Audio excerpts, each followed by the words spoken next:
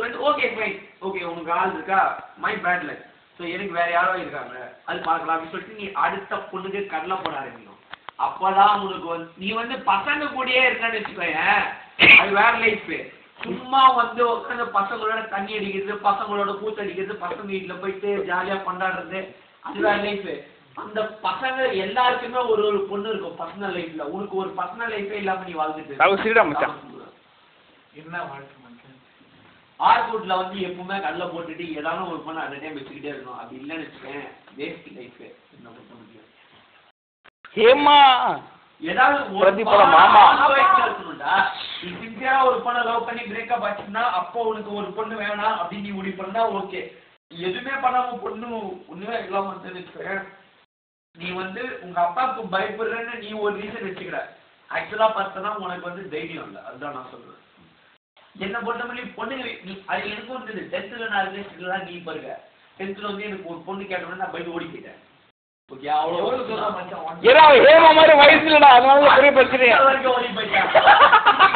ஆனாலுமே நான் ஓடி போனேன். ஓகே ஆனா வந்து பொண்ணுங்க எப்படி தெரியுமா பொண்ணு வந்து பார்க்கதான் வந்து அப்படியே உனக்கு பயமா இருக்கு. ஏன்னா வந்து போலீஸ்கார பையனால அது ஒரு அசிங்கம் ஒரு ஃபேமிலிக்கு ஒரு பேட் ரெப்யூட்டேஷன் அப்படின்னு தோணும். ஏன்னா ஒரு பிராண்ட் வேல்யூ இருக்கிற ஃபேமிலியில பிறந்துட்டாதான் அது பிரச்சனை. ஏன்னா என் தாத்தா பக்கம் புடிச்சு அதனால நான் சொல்றேன் எனக்கு தெரியும் வான் ஃபீலிங் இவங்க 2 பேருக்கும் புரியுதா இல்லையான்னு தெரியல எனக்கு புரியுது. ஏன்னா வந்து fuck your feeling balls in the ceiling எப்படி சொல்றீங்க அதான் வாழ்க்கையில இது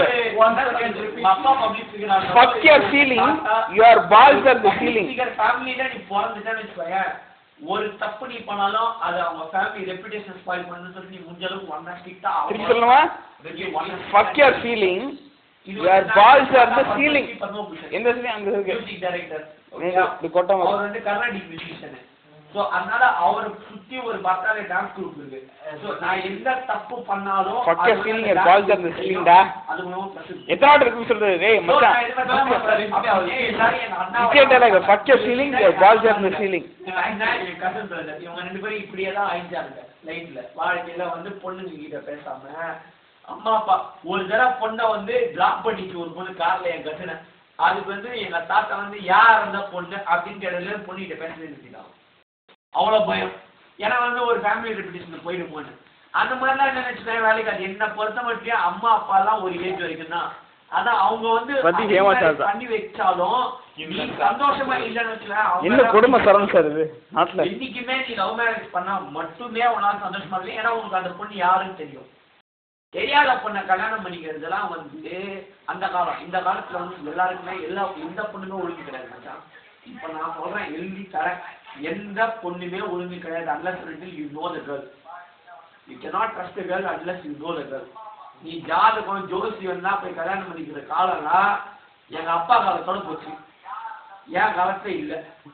எங்க அண்ணா கல்யாணம் பண்ணிட்டே என்னால அக்செப்ட் பண்ண முடியல. சரியாதான் அவன் சமைச்ச மாதிரி சரி நம்ம எதையும் டிஸ்டர்ப் பண்ணோம் அப்படின்னு நான் விட்டு ஒழுங்கிருக்கேன். அவ்வளவுதான். அவன் பர்சனல் லைஃப்ல நான் தலையிடுறது இல்லை. ஆனா பேசிக்கா அரேஞ்ச் மேரேஜ் இந்த காலத்துக்கு செட் ஆகாது. கலியும் ஏன்னா எல்லா பொண்ணுங்களுமே கண்டிப்பா every girl is having the freedom to choose their own guys. If it's going to be wrong they go for arranged marriage. அதுதான் நடக்குது என் ஃப்ரெண்ட்ஸ் இந்து மதம்.